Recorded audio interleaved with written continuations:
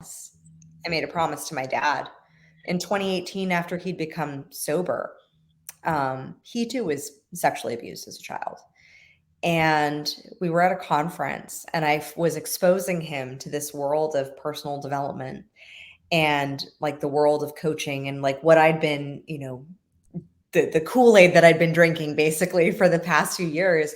And he was there and he was so profoundly shook to his core with the level of love and compassion and possibility that was there.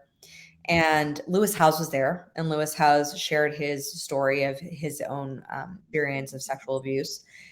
And my dad just crumbled. And he said, Kim, you have to share.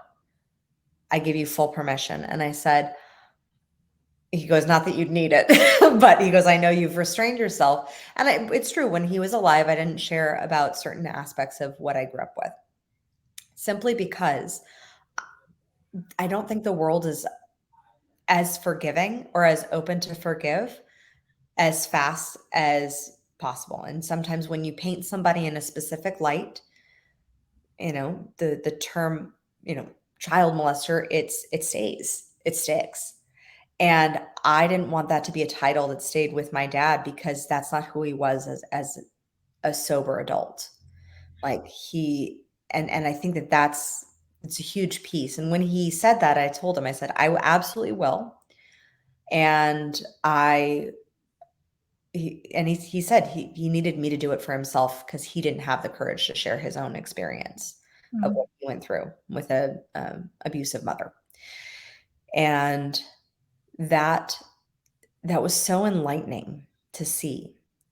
And then I shared, it was in a very similar personal development seminar that I was at. And I was there and I was surrounded, it was like 2,000 people. And the moderator encouraged everyone to gather in a group and share the most challenging challenge that they went through. And like my big secret to that point, it was like 2018, had been being molested as a child by my father.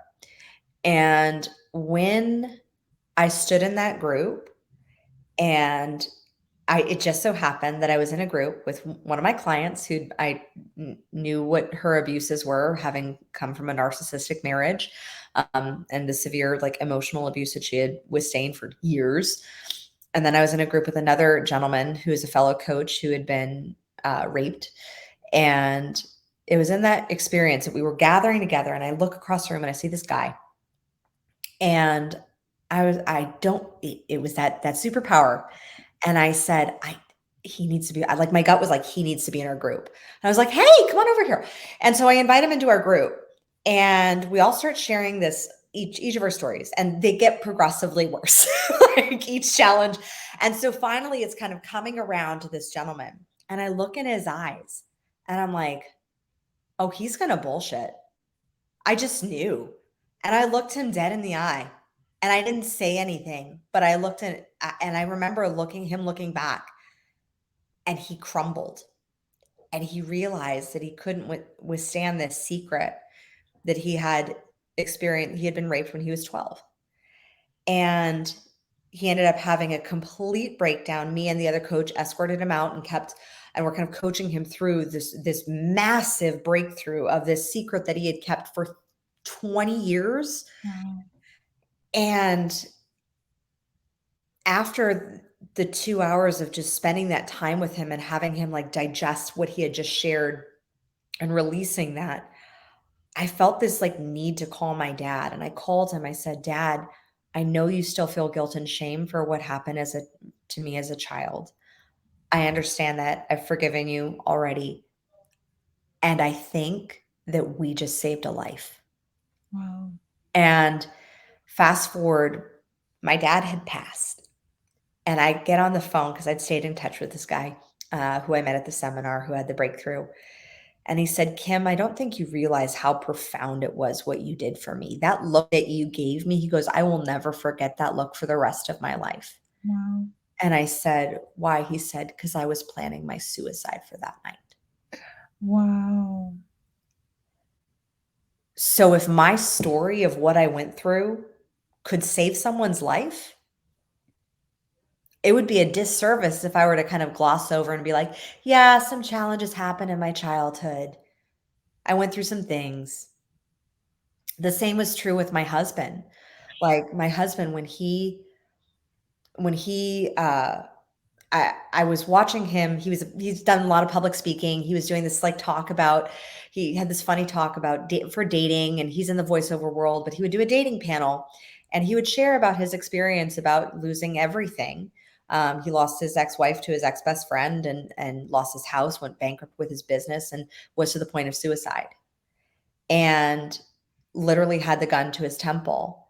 And he chose to not pull the trigger. And thank God, because 17 years later, I get to meet him and he's perfect for me.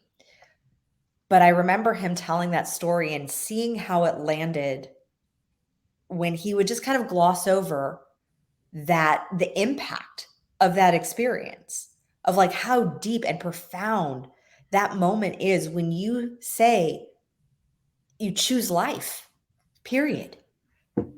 And when I would listen to his story, I remember telling him, after seeing the audience's response, I said, you need to hold space for that moment because your audience needs to experience that. And after he started doing that in his talks, he has had more people come up to him and say, you saved my life. Wow. Because we all have a story that mine may not resonate with someone in your audience, but it may resonate with just one. Mm.